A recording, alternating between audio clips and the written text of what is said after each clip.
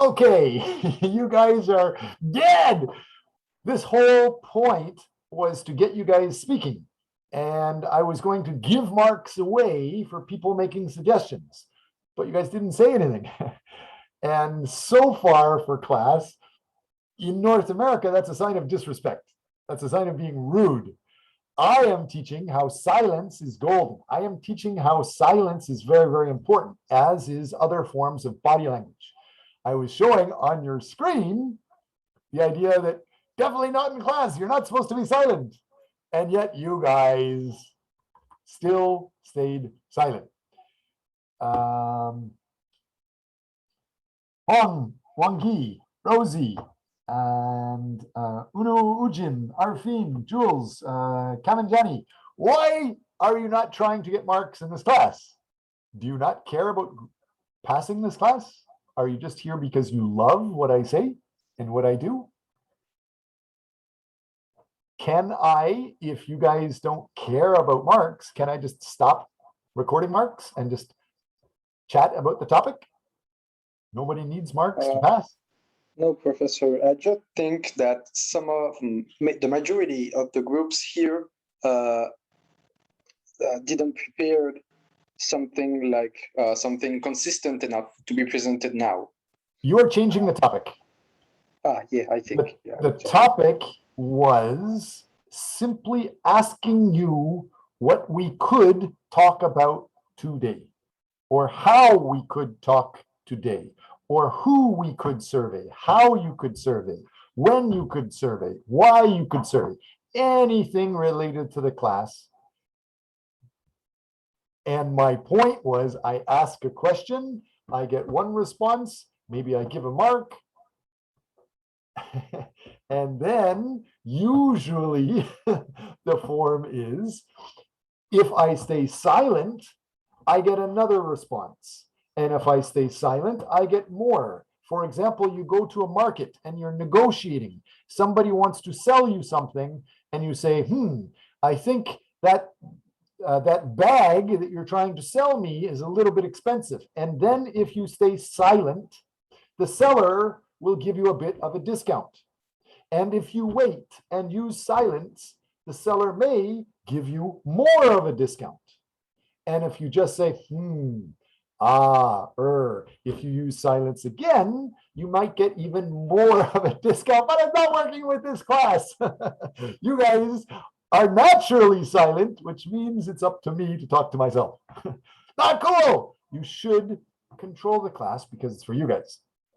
How about Rosie? Could you summarize what I just said?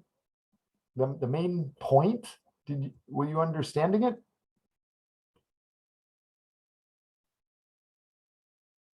Maybe Rosie is not actually participating in class. What about Jasser? Could you summarize what I just said? Sir, I'm sorry, I joined the class late. Can you repeat your question? It might take a little bit of a while. What about Minjung Kim? Yes, Professor. I just asked a question. Can you answer it? So I did hear you, but I don't understand what is the point of your question. So are you asking why we don't talk anything, why we don't participate in, and why we are not engaged in the class? Absolutely, because I think I was very clear, and I checked with 2 of your classmates, and they agreed, they understood. I was going to give points away just for simply suggesting an idea. Nobody said anything. So the topic today is talking about how silence can be used, and the topic is talking about generally nonverbal communication and paralanguage, which means outside different types of language, related to cross-cultural communications. So first we need to understand what is meant by nonverbal communication. Non-word messages, gestures, facial expressions, interpersonal distance, touch, eye contact, even smell, and of course, silence. Silence is really important in some countries. What's meant by paralanguage refers to the rate, volume, quality that affects the meaning of the message. What does an increased rate of speech signify? Does it mean impatience or anger? It depends on which culture you're dealing with. What does the increased volume indicate? It could indicate anger or desire to be heard. So it depends again on who you're dealing with and where you are. Difference in the loudness of speech is a cultural specific and gender specific detail. I just told you that the volume of language has certain meanings. Does anybody know which cultures speak the loudest? Anybody want to guess? Americans. Yeah. I couldn't hear. Did you just say Korean? Americans. Americans, you think speak the loudest? Okay. Any other guesses about cultures and if they speak loud or quietly? Spanish people speak loudly. Okay. Compared to the rest of the world, you're thinking that Spanish speak louder than normal, Americans speak louder than normal, okay? I Anything think else? maybe Chinese people. There are Chinese people in the world. Yes, congratulations. You have identified Chinese people exist. Thank you. What's your point? With cross-cultural communication, in Korea, you can use one word to say many things. But in international environments, one word just confuses other people. And you said Chinese, but you didn't say Chinese speak loud or speak quietly. You need to use more words. Okay, yeah, Chinese people, I think they speak loudest. Okay, good. What about the quietest? Which culture do you think is the quietest in the world? I think Japanese people. Japanese people may be the quietest. Okay. In our class, Mukalisa is usually very quiet, and Kavinjani is, I remember in one of the classes, she was so quiet, I had to ask her to repeat things something like 4 or 5 times. Are those cultures traditionally quiet, or is it just for that individual? Any ideas? Any comments? I think it's individual. Individual? So people in Sri Lanka, you think normally are loud, and just Karavajani is uniquely quiet? I'm talking to that student, Karavajani. Yeah, Professor, Sri Lankan people are usually very loud. I think in my case, it's individual. Okay, great. So make sure you understand those things. For example, the idea of some people say Arabs speak very loud. It's an indication of strength and sincerity. People in the Philippines or Thailand speak very softly and quietly. It indicates breeding and education or being high class or polite. Males usually speak louder than females. That's what my wife says anyway. And usually at a lower pitch than females. The rate of speech varies with the region of the United States, as Northerners speak faster than Southerners. As we just talked about loudness or volume, what about speed? Can you guys guess which countries speak faster than others? Spanish. Who was it that I just talked about one-word answers? Well, I think those people who speak Spanish, they tend to speak really fast compared to other culture. Spanish speak faster, okay. As we know, Korean speakers usually use one word instead of explaining details, right? Any other ideas about speed? What about the New York Minute? Have any of you been to New York or even watched TV soap operas talking about a New York Minute? What does that mean?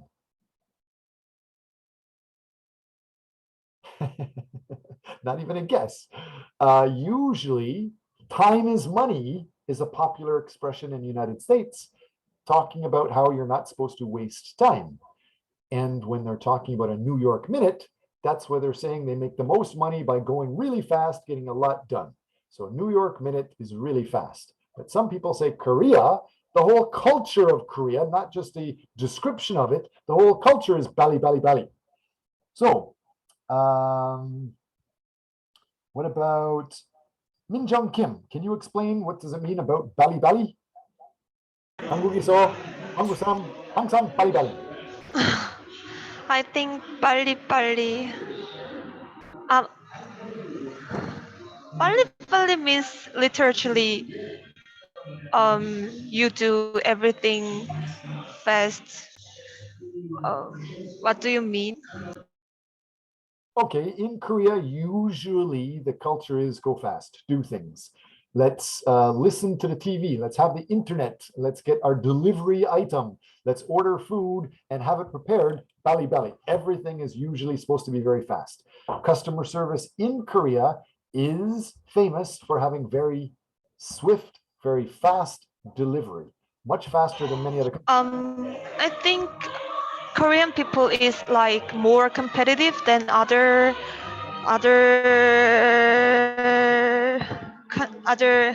cultures. So they think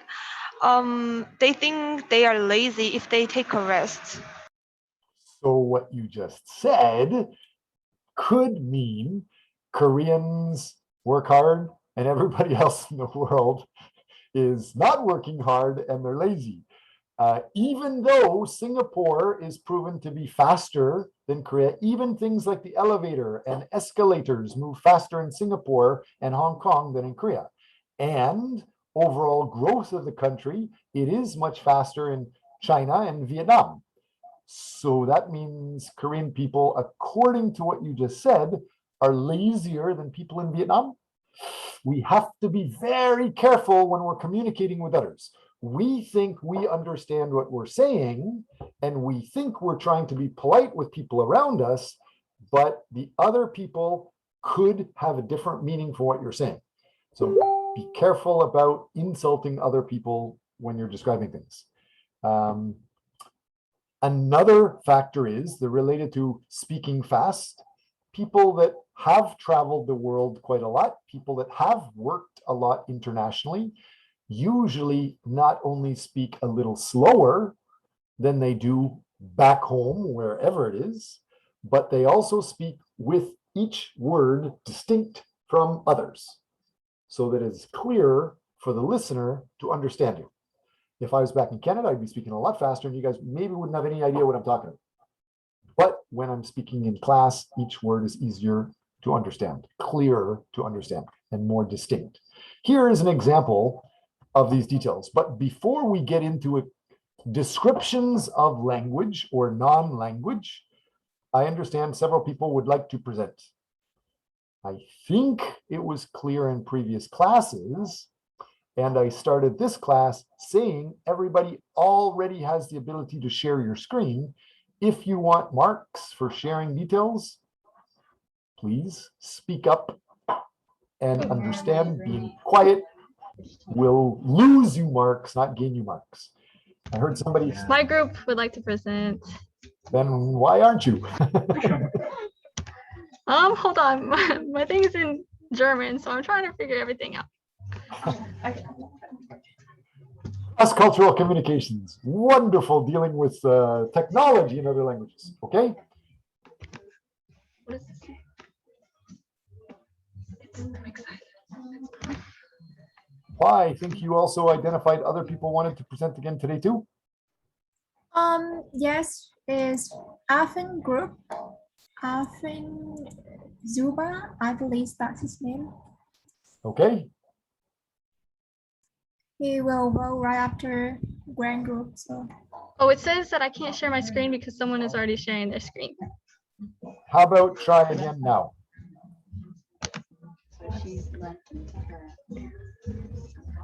Yeah.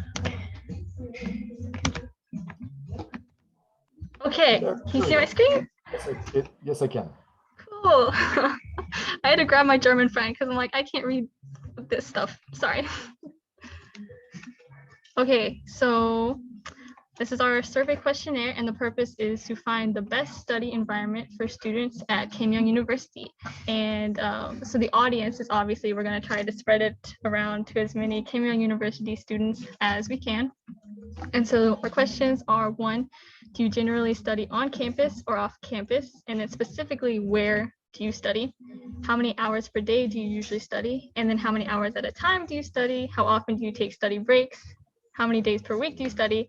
And what days do you study the most and the least? How many people do you study with?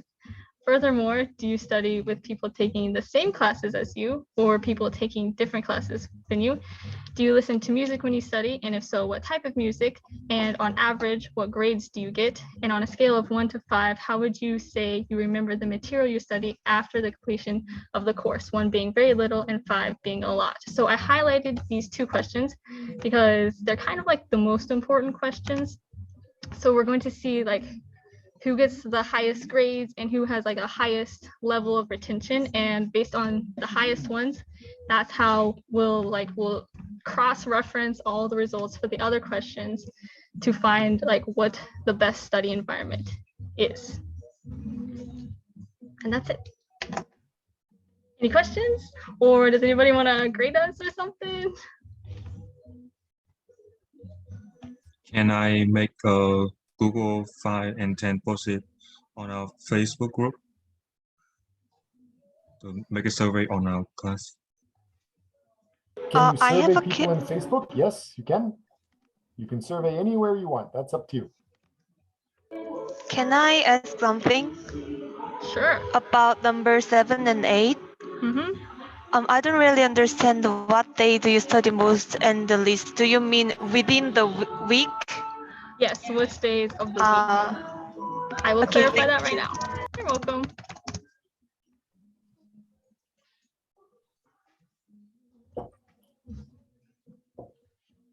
I'm using the silence again, and you guys are again not trying to promote yourselves or develop yourselves, but thank you very much for that. Do you think you did very well, Gwen? I mean, I'm satisfied with myself. Oh, okay. So you are communicating and you like the way you communicated and what you communicated. Great. How does that relate to cross-cultural communications and other people? Well, I only had 1 question, so I think that's pretty successful. But I mean, there could be hidden questions that people just aren't asking.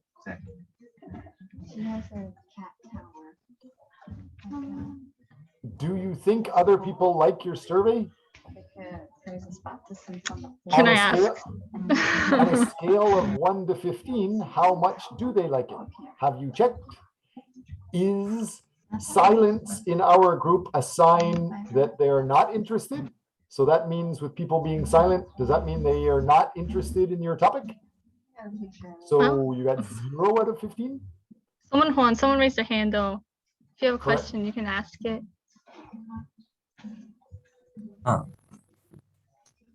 Actually, sorry, questionnaire was well organized, but I have one comment that it would be better if you also add the grading criteria.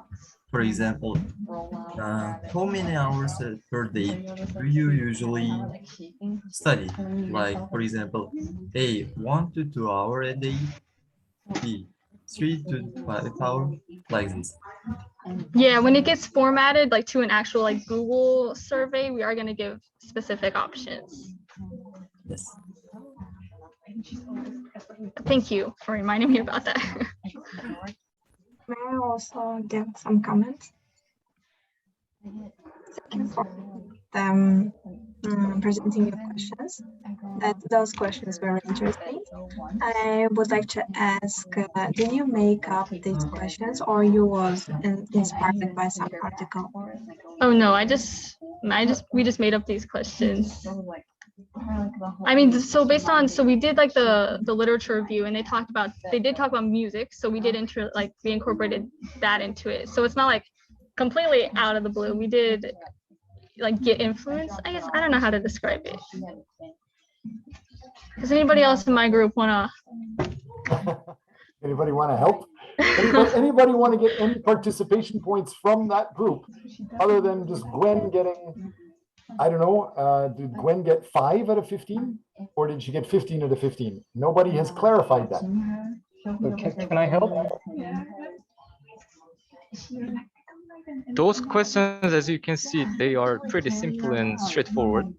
And when, as she mentioned, we mentioned about the music stuff and environment. And I think we can go into deeper if we get like interesting results. But however, all the question here is pretty simple and it's not really complicated questions which are not from the articles or researches, I think. Hope that answers.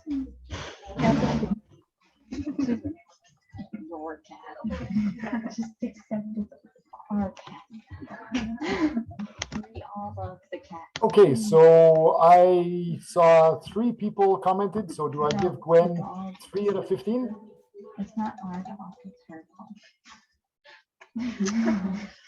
Gwen is such a good student. She's so interested in this topic. I think she's just volunteering to do it. Marks are not important to her at all. I guess that goes for the same thing for the rest of her group too. I would comment, make sure you understand who your audience is and who you're going to be working with. And when you are communicating with other people, make sure they understand it. If we are going to be surveying people in Korea, the idea that 98, 99% of people in Korea are Korean, it may help to translate details, number one. Number two, when people are making questions, no matter where, no matter when, you have to check the other people understand the same meaning that you did. For example, in your question, when you were talking about how many days do you study? Some people don't understand if you're talking about how many days of Christmas do you study. They need a lot more guidance than perhaps in your home area. So we have that. Other people, you make sure you understand that it's very easy to offend somebody else, to make somebody feel bad, to make somebody get hurt. Even though you think you're trying to be polite and professional, you can insult somebody. So reverse translate before you get into a serious situation. And what is the purpose of all of this? Why are you doing it? You're trying to get what? Gwen, can you name who else is in your group?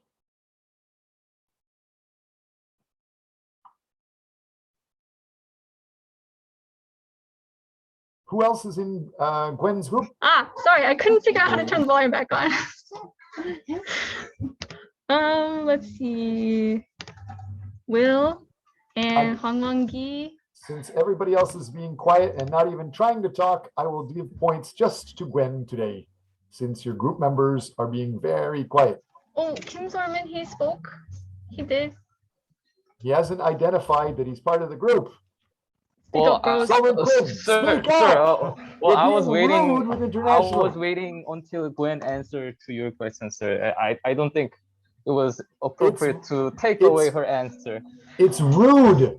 You making her talk is rude to her in some cultures, and it's rude in Canadian culture, not responding to people. Make sure you understand. My point is not what Gwen said. It's not what Solman Kim said. It's not what any of you said. My point is just to understand your idea, relying on what you think is good or what you think is bad. It's only good for you. You must check, what do the other people think? Do they want you to talk more? Do they want you to speed up? Do they want you to slow down? Do they want you to talk louder or quieter? Use different words. And ultimately, the most important thing that I was talking about is related to translation. And it's not just to translate from English into Korean. It's also in any language, when you're communicating with other people, reverse translate. So you give something to another person and ask that other person, what does it mean to them and what is the significance to them? It could seem okay in your mind with your values, but to them it could be insulting. And don't forget, there are many cultures that will not tell you if there's a mistake. They will not tell you when you screw up or make problems. So you have to be very observant to if people understand and respect your details. So that's what I mean by reverse translate. Thank you very much for talking about those things. Solomon Kim and Gwen/Clara and anybody else in class. Please make sure you're clear about these things. Anybody else? No? Okay, I'm going to go back and continue the presentations unless anybody else has something else that you would like to say. We were talking about paralanguage and what paralanguage is. And so with this understood, Hua in the class, can you guys hear me? Yes. Great. Even though I think other people wanted to present, nobody else is being proactive and asking to present, so you may miss your chance. I am inviting you and reminding you, you should speak up. Don't wait for me to get a truck or a limousine to come to your front door and knock on your door and ask you to say something. You need to speak up. Paralanguage is a powerful and important part of human communication. It helps us understand others and helps others understand us. Paralanguage is a type of nonverbal communication which is anything outside of words that provide information through our senses. Paralanguage consists of sound levels, tone variations, and intonation. Okay. An easy way to understand what paralanguage is to understand the difference between the text and paralanguage. Text can be written on a piece of paper. Paralanguage is everything else. These include inflection. Yeah, that's what we're doing. In our very limited free time and with our very limited budget, we went and got a nanny, and then we went out and took a class on a very outmoded and very unnecessary form of communication just so we could talk about you and in front of you. Pitch. No, God! No, God, please, no! No! No! No! So you guys can hear me now, and I want to just point out this is a 2-minute presentation from people identical to you. These are students presenting something. I'm not saying they're perfect, but they are on the right track. I want you guys to communicate yourselves and show your interest. What are you interested in and why? This course is talking about cross-cultural communications. Today, we're talking about things other than just the spoken word, the regular spoken word. Is anybody here able to make comments about that? Do you agree with what she said? Is this whole point, where is it here? Is this correct? Do you agree? Pitch. No, God! No, God, please, no! No! Is that pitch?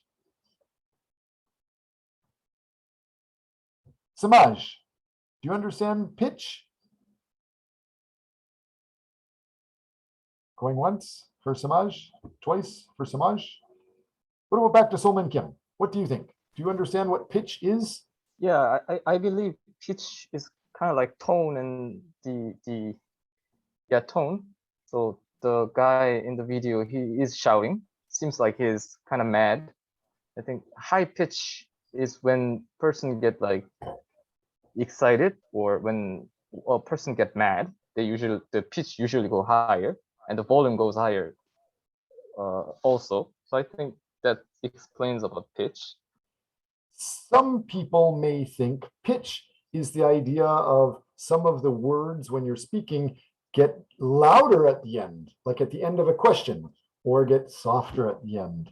That may reflect pitch in some people's mind more than what this guy is doing, just yelling. So please speak up. If you identify problems, maybe I should give bonus points for that. I want you guys to try to be leaders with this cross-cultural communication. Again, this is just a presentation from students. If you can comment, great. No! No! No! Regional accent. You got this kind of like Florida panhandle thing going, whereas what you really want is more of a Savannah accent, which is more like molasses just sort of spilling out of your mouth. Sarcasm. We are going to choose team names. Dwight. We will be called Gryffindor. Really? Not Slytherin. Slytherin are the bad guys, Jim. I know. Okay, we will be Voldemort. Hesitations. Come here. The prodigal. My son returns. Verbal fillers. I'm Jim Halpert. Spot on. A little comment. Volume. What is wrong with you? Do you have any sense at all? Okay. Do you have any idea how to run an office? Yes. Every day you do something stupider than you did the day before. And I think there's no possible way he can top that. Speed. Can you guys identify who was that last guy that was yelling in this picture? Anybody identify who this guy was? This guy? Because I want this guy in class. I want this guy to raise your voice and debate with me or argue with me or give some suggestions to improve the class. Please understand the class is for you. Anyway, this video goes on and it keeps talking about more ways that language is important other than just the words you can write down or say. There's many things that are important with para-language. If we go on, there's lots to think of. Time, space, gazing, eye contact, smell, touch, body language, color. Can anybody interested in any of these? Are you interested in how time reflects communication or space reflects communication? What about Jules? What do you think of color or body language? Any of these very interesting to you? I don't think color is that interesting, but olfactics like smell can be really interesting to discuss in nonverbal communication. I think when you meet someone, I know that it's different. For example, in Japan, smelling good is not smell anything at all. And while in other countries, some countries, smelling good is maybe putting on perfume or, smell something maybe exotic. But in some countries, like Japan, when you don't smell anything is you smell good. So maybe there has to do with being polite when you meet someone. Okay, the first thing you were just saying was color. You were saying color is not really interesting to you or not really important. However, if you're using red or white or blue or pink at a funeral, that could get people really, really upset. Versus white is worn at funerals in Japan. You were talking about Japanese versus other countries. So the opposite is true in other areas. And again, in the US, white is typically worn by brides versus in India, it's red or yellow. Purple, sometimes associated with royalty, but it's the color of death in Mexico and Brazil. Red, especially red roses, is associated with romance and dating versus in other countries, it could have completely different meanings. So that idea of color, it depends. Your country may not value some things, but be very, very careful thinking that it's not really important, or especially when we're talking to other people. What about the idea of smell? You also said smell. Can anybody talk about or guess where smell is important or how smell is important? Kevin, Johnny, is smell important to you?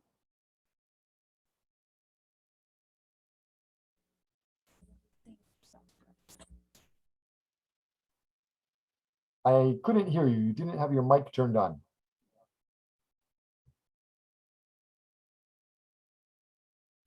How about Mukalisa? What about you? Can you guess or describe the importance of smell to you, Mukalisa? Yes, sure. I think that importance of smell in communication. In terms of communication, you mean, right? Yes. Okay. What does it mean to you?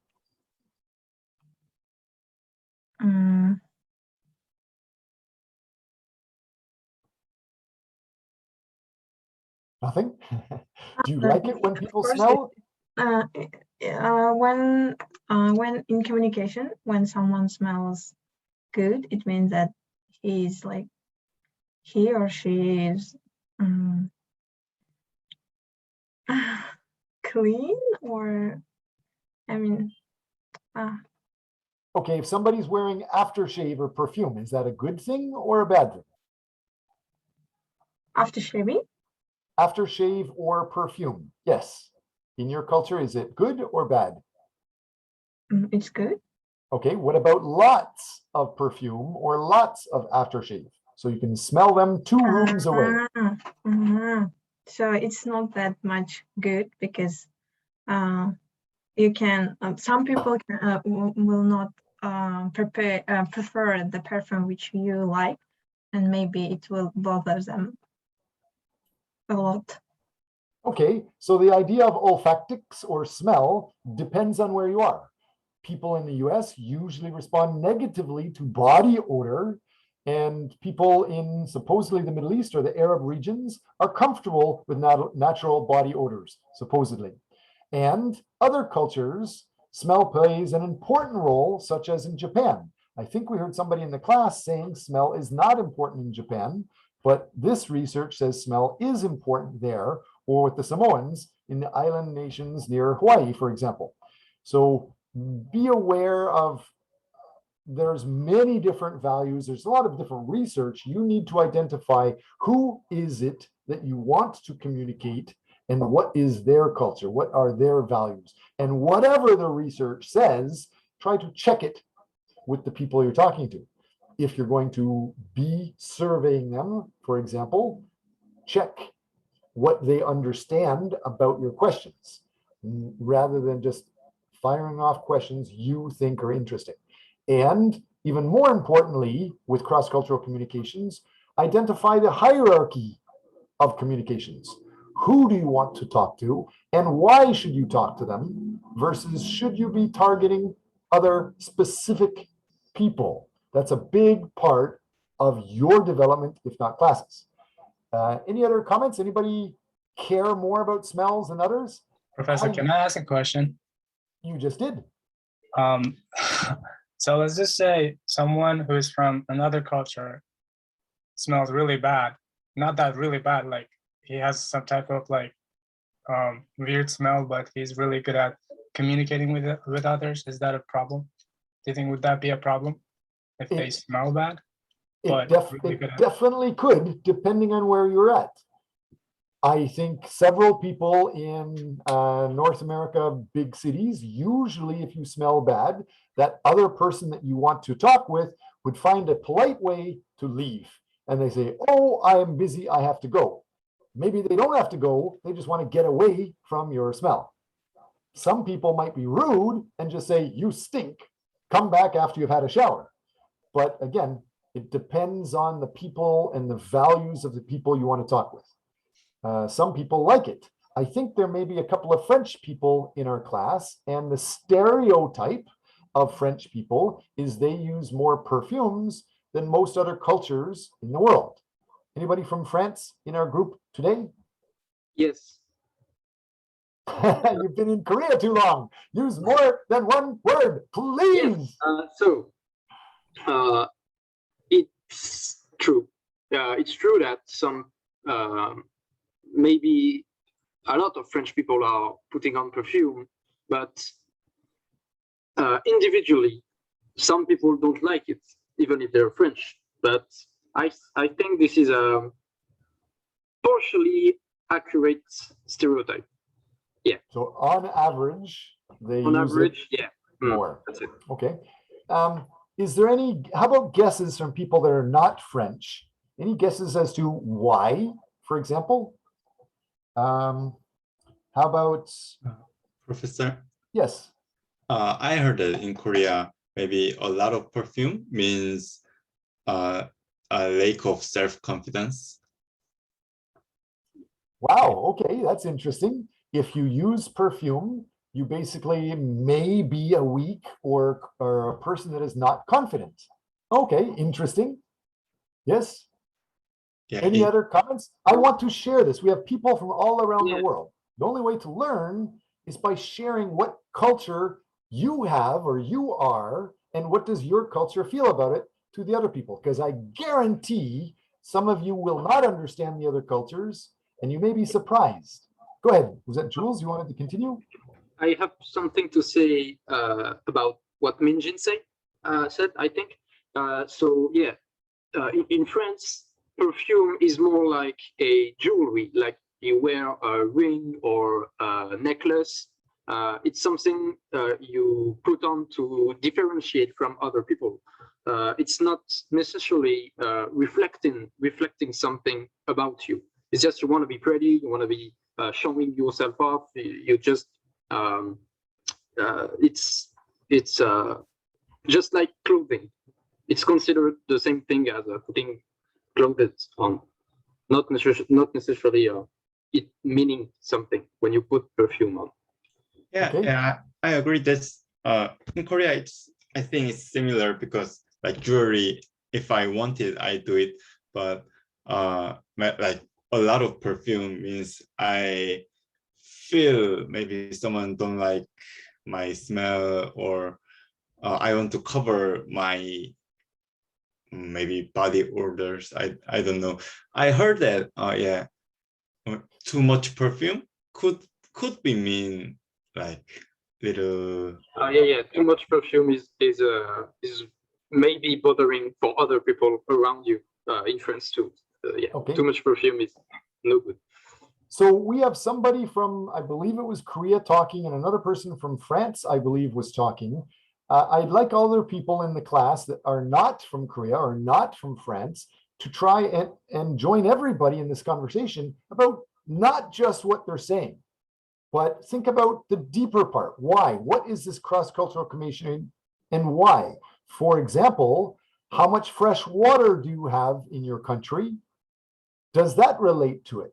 Some people say where there is a high value of water, or if water is more expensive, they conserve it more. They don't waste it as much. Where I grew up in Canada, we had fresh water all the time, so you could use your water and your garden hose or your pipes. You could leave it running overnight and nobody would care. You could leave it to wash out something for hours and nobody would care. And outside your house, your garden hose, you can pick it up and drink it. No problem, nobody cares. But in other countries, you can't. The typical water running, probably you don't drink in some countries. And other places like France, how valuable is water in France? It's probably much more expensive than in Canada. They conserve a lot more, and that may impact even small things like showering. I take showers and baths for many hours and think it's normal, versus in Europe, it's probably not as popular to do those things. Start thinking about those things and try to understand this cross-cultural communication and why.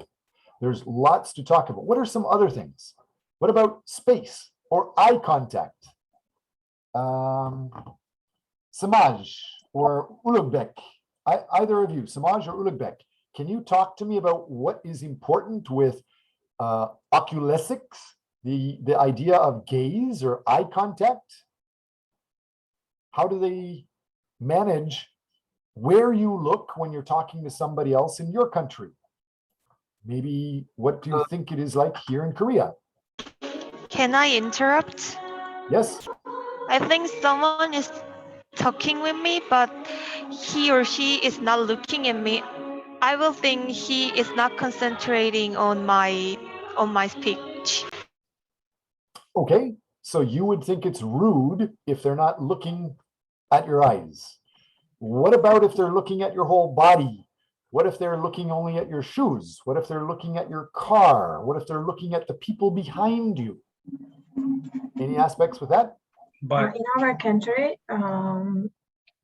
it's like if you look, you have to lower your gaze when you look to the woman when you're talking with woman.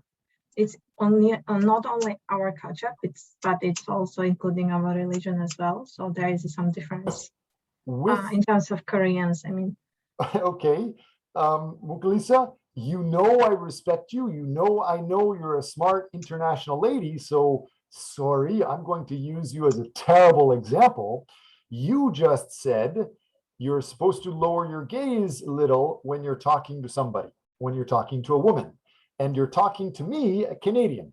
A Canadian usually looks at the other person in the eye as a sign of honesty or respect.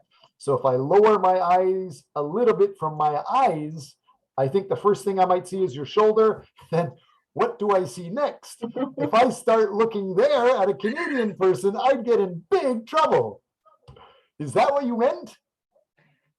no, not for sure. I mean, like, you have to like look to another place when you talk to a woman. I mean, not the like under the shoulder or under the eyes somewhere, but your stomach totally or your from- bum.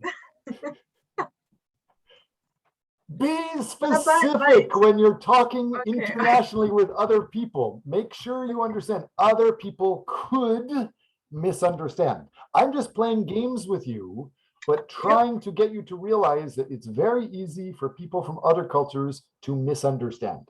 So where did I work? Okay, in our culture, when men want to talk with a woman, they have to look to another place, like totally. But when they talk with a man, so then it's okay to look to the eyes, to have an eye contact. I mean, it's not it's respectful, but in terms of the woman, it's a little bit like not respectful to the woman. Okay, so this chart is based on research. This says in the United States, direct eye contact. So one person's eyes should be looking at the other person's eyes. But in Japan, it's the opposite. I'm not supposed to look at the other person's eyes. And I believe it's the same in Korea.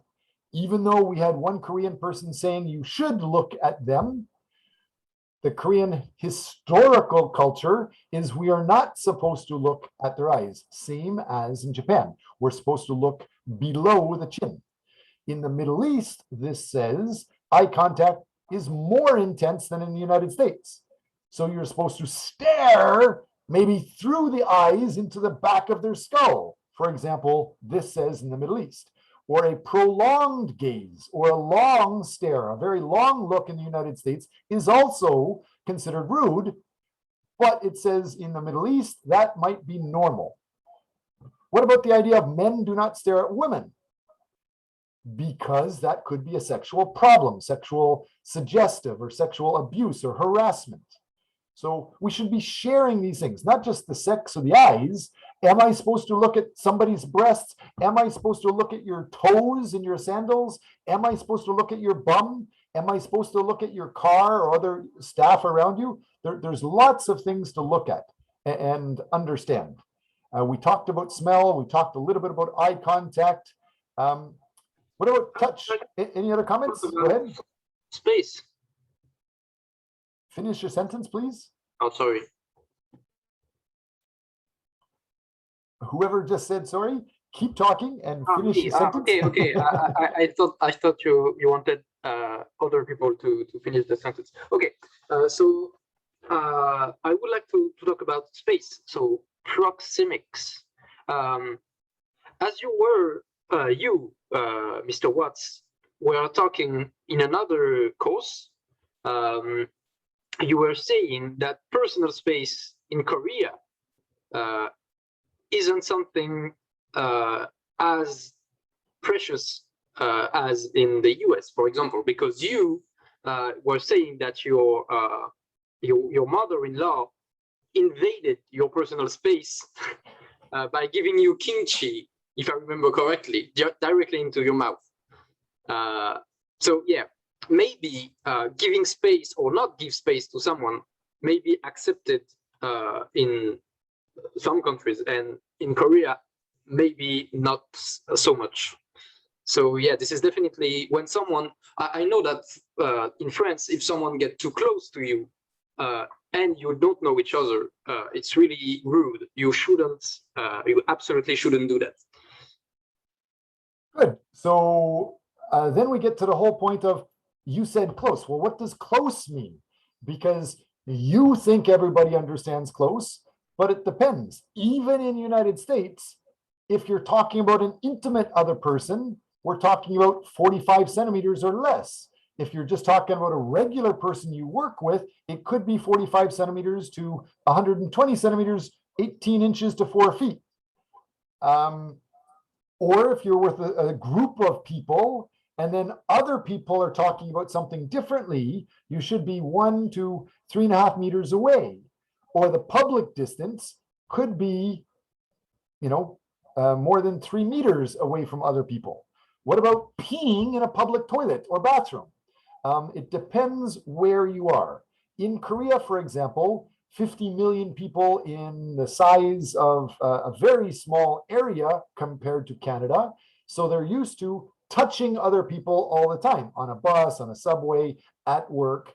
So the idea of when you are working closely with somebody else, you can have a coworker, another guy could put his hand on my thigh, on my leg, versus in Texas or in Southern United States, that could start a very big fight because they may think, you're trying to date or sexual ideas. It's not like in Korea where it's just a sign of being close to somebody. So yes, space is very important. What about other countries? Because this is just talking about United States. US people need more space than Greeks, Latin Americans, or Arabs. The Japanese stand even farther apart than the US typical person, they were saying. Any comments? Kevin, Jani, you're from a different country. Mukalisa, Samaj, any of you want to add to this? Of course, in our country, there is some similarities with the Japanese. So we have like distance when we are talking to the person which we don't know. But when we are talking with friends, we much more close together. I mean, much more close areas. I mean. So when you're saying close, what does that mean? For example, in here, this says 18 inches or 45 centimeters to 4 feet. So Yes. do you understand inches or, Yes, or yes. centimeters? I'm more comfortable with feet. Okay, so 1.5 to 4 feet is how far you usually are when you're talking. In my mind, 1.5 foot is like really close to me. That's basically, I feel your breath on my face when you're talking. I not just smell it, but I feel you talking. In my opinion, in Canada, that's too close. I'm more comfortable with 4 feet away, or sometimes even longer. You could be across the classroom and talk to me comfortably as long as there's nobody else around. And that's perfectly fine. So what is close to you in your country? And do the people listening understand what is your country? There is another interesting fact that we are more close when we talk with females. I mean, 2 feet with females. When it comes to males, of course, there is like 5 feet or 4 feet. So girls in your, would you like to tell the class which country you're coming from? Uzbekistan. So in Uzbekistan, it's 2 feet for women or 4 feet for guys. Yes. And if the guys are talking to the girls, that would also be the 4 feet you're talking about? Yeah, little more distance rather than talking with females. Okay. What about Rosie or Kevin, Johnny, or any of the other people in class? In my case, it depends on who am I talking to. If it's my friend, I will stand next to him about 2 feet. But if I'm talking to a stranger, I think I need to stand away from them like more than 4 feet away. So the same as the Americans. What they're saying here is if you're intimate with a close friend, it's about 2 feet. Or if it's just a casual friend or somebody that you're in class with, for example, it could be generally 1.5 feet to 4 feet away from other people. So the same as what they have in the United States. Okay? Is that correct? Is that what you're saying? Yeah, yes, Professor. And to clarify to the rest of the group, I believe you're from Vietnam, correct? So Vietnam and United States, fairly similar. Canada might be even farther away. Anybody else want to talk about this or other ones? Can I add? Please, yes. To space. Yeah, I think I agree what Will said and how US back to the chart, how the chart describe about the personal space. I think if someone comes to me, a stranger comes to me and like 45 centimeters away from me and started talking to me, I'll be thinking this person has something to do with me or he's mad or something like that. But if my friend comes to me that close and talk to me, I think I don't feel bad or I feel rather comfortable. So that applies to Korean, I guess so. Yeah. Solman Kim, you are a great communicator in class. Is it okay if I kind of make some very crazy jokes, maybe dirty jokes, so the class understands? Are you okay to talk blunt? Well, yeah, I can handle that, I think. If you came up to me and you were 16 or 18 inches away from me talking to me, I would think you want sex with me. I think anybody that is a foot away or 18 inches away, that's really close to me. And I'm thinking they are either, interested in having sex with me or they're a whack job crazy person. Unless I'm traveling the world. If I'm in other areas, it's different. But why? Why do I feel that way? Solman Kim, can you guess, am I crazy for thinking that? For example, as we said with the smell, perfume is more popular in France, but it's also related to the fact that water, fresh water, is more of a specialty item in France than in Canada. Yeah, I think we all have different cultural background, and as you mentioned, in this case, you have different personal space. Your space is different than what I have. So I think that applies. That answers to your question. That's why like you feel uncomfortable. Well, I feel comfortable when someone else comes to me that near, but I would not go that near to you because you are my professor, sir. What if I just say almost all, on average, the stereotype is all Canadians may think the same way as me. Can you guess why? Can anybody guess why Canadians feel this way differently than Koreans? Why Koreans, two guys, can touch each other on the shoulder, touch each other on the leg when they're talking, just having a conversation about work, two work people. One guy might put his hand on another guy's leg as he's explaining a file. In Canada, that would be like, whoa, do you want to have sex with me? But that idea, it's not just me as a professor. It could be popular view for many people in Canada. Any idea, any guess why? I think to explain that, in my opinion, that has something to do with our cultural background. Absolutely. We grew up in, as you mentioned, we have small land, but many people living together. And since elementary school, we had many students in one classroom. When I was back in elementary school, there were 40 kids in one classroom. And when I went to military, the other people sleeping near me, there wasn't like personal space at all, because we touch each other like not that touching, but are you describing some porno movie idea, or is this supposed to be respectful for everyone in Korea? No, I mean, like, we were that close. We can hear them like snoring, we can smell their breath and stuff, that close. So they're culturally in Korea, we do not really have personal space. So why am I so strange? I am a freak in this conversation. What is your guess why? Is it just because I'm a freak, period? As I said earlier, you are from different cultural backgrounds, so that's why we think. The answer is my country is from one of the biggest countries in the world with the smallest number of people in the world. There's like half the number of people of Korea in one of the biggest countries in the world. We have so much space, it's crazy. I go sometimes to my cottage and it takes 2 hours to drive to my cottage. Many times I'm driving 2 hours and I see no one. And that's on a highway, 100 kilometers an hour for 2 hours, and I sometimes see no one. So yes, the cultural difference is important. When you're communicating with other people, check those details out. Thanks. What about other things with body language? Have we talked about that? Kinesthetics?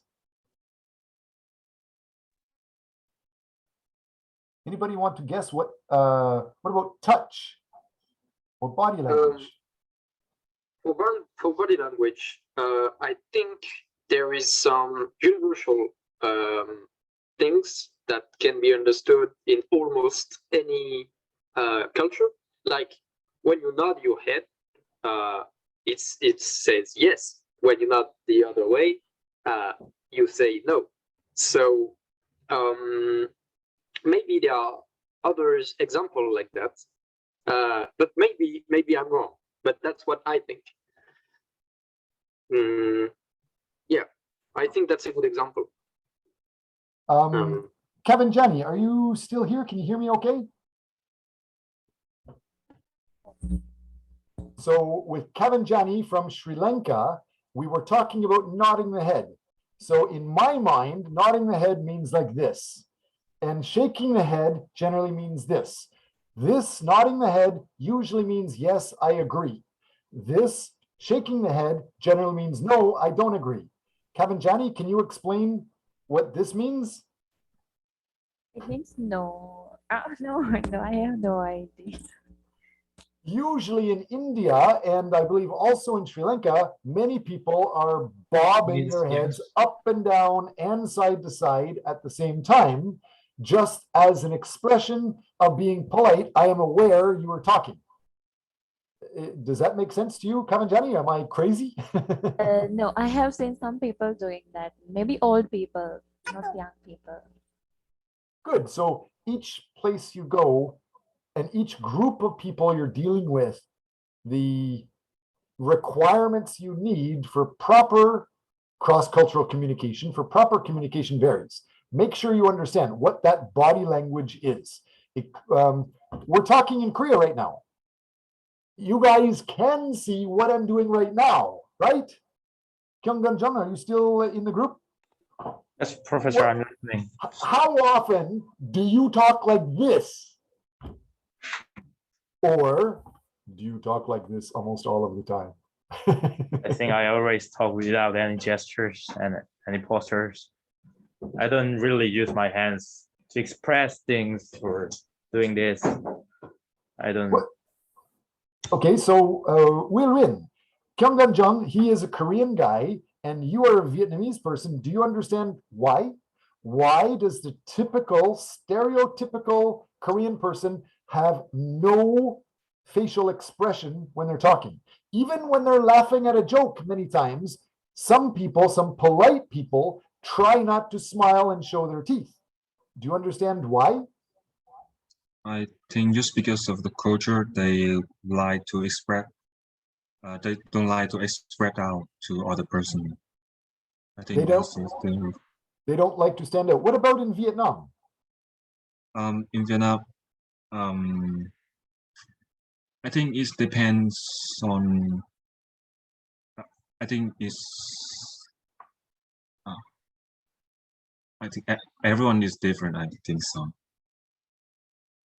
Because so there's no average. The idea of usually the Korean idea of having no facial expression comes from many years ago. I don't know, the Han Dynasty or whatever it is, where you're not supposed to be smiling or showing inside your mouth or your teeth. You're supposed to be able to be in control all the time. Good people, powerful people are in control. And it's not just powerful people are in control of their team or their group of soldiers, but the powerful people are in control of their body. And some people historically may think if your face goes like this and makes a lot of expression, that means you're not in control. And so it's kind of considered rude. So some older people in Korea still say you're supposed to cover your mouth when you're laughing or smiling. Versus in North America, you're supposed to show a lot of facial expression. If you don't, it's somewhat describing that you don't care, which means it's kind of rude. So be aware of that body language, and facial expressions change wherever you are. Gestures, posture, stance, everything. Go ahead. Somebody wanted to add to it? Yeah, I think facial expression and gestures is a bit biased when you are talking in another language. Like, I know, like when I speak my mother tongue, when I speak French, I tend to make much more expression and speak a lot more with my body and my hands. But when I switch from French to English, I spend a lot more time trying to figure out what I'm going to say in English than just speaking. You know, when you directly know what you are going to say instantly, you tend to act more with your body. But when you are searching for your words, it's a lot more difficult to be to emit emotions with your language, I think. Absolutely. If you're new to a different language, you're going to focus on different things. Ideally, an expert, we're talking about experts in cross-cultural communications, should be thinking about all of these things.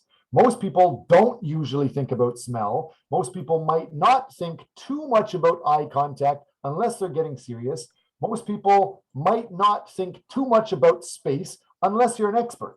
But as an expert, you should be aware of this paralanguage and nonverbal topics, nonverbal items that impact communication. All of these, even as I started class, silence is very, very important. It's a sign of respect. When anybody says anything, especially in business, in Japan, the listener is at most supposed to look at the name card, look at the paper, and nod his head for a few seconds. Versus if you're in New York and somebody says something and then the listener does nothing, just nods her head and says nothing, New York people will think they're not happy. So when you're negotiating, a New York person negotiating with a Japanese person, many times the Japanese person will get lower prices or better discounts simply because they're being polite in Japan by being quiet, because it makes a New York person feel uncomfortable. And so if they say, this is my final price, you want to buy this, it costs $10. And if they say nothing, if it's silent, I'll say, but for you, I'll give it to you for $9. And then if there's nothing and I keep waiting and I keep waiting, the New York person is really uncomfortable. Then he says, maybe today you get a special half price, it's $5 for you. And if you just keep waiting with silence, you make the New York person uncomfortable. It may be better in negotiations, but you need to understand that everything from time, space, eye contact, smell, touch, body language, color, silence, nonverbal, leakage, object, signs, symbols. There's many things that we can cover. How you touch people, what time you arrive. I'm supposed to be a professional. I've worked in many, many countries around the world. And if I'm bold and say, I think most people usually respect what I'm saying and treat me with respect, but I'm really afraid of touching other people. And I'm kind of afraid to talk about politics because in some groups of people, they get very violent incredibly fast for talking about the wrong thing in politics. So as a foreigner, as a minority in a culture, I avoid that topic. Same thing with touch. For example, touching in Thailand could be bad in some areas. Any ideas where it's bad? How it's bad?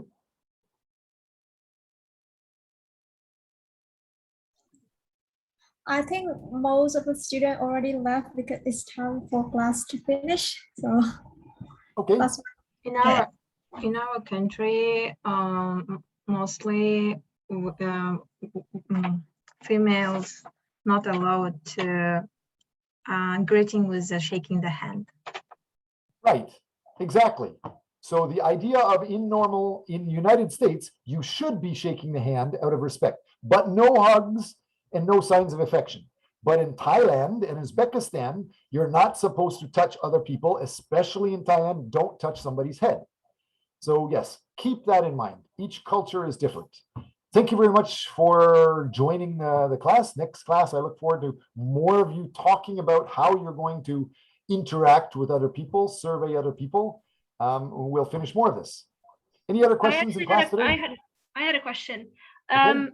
What did on the list there was nonverbal leakage? I'm not quite sure what that means, but we didn't go over that yet. Is there a slide? We can talk more about that in the next class. For example, there's color, nonverbal leakage. What they're talking about is the idea of when people are unsuccessful in attempting to control a message non-verbally. While people are successful in controlling facial expressions, leakage occurs. For example, if I'm trying to teach you something, but you don't understand, after I finish this message and I see you don't understand, my face may go like that. The idea of shaking your head and a big sigh means you're not happy. That's like a nonverbal leakage. You don't mean to do it, but the other person can still read your communication. Yeah, so okay, it's kind of like a slip of communication that you didn't mean to do. Leakage of communication. Yes. Yeah. All right. Thank you. Thanks. Have a good day, guys. Thank you too. See you in the next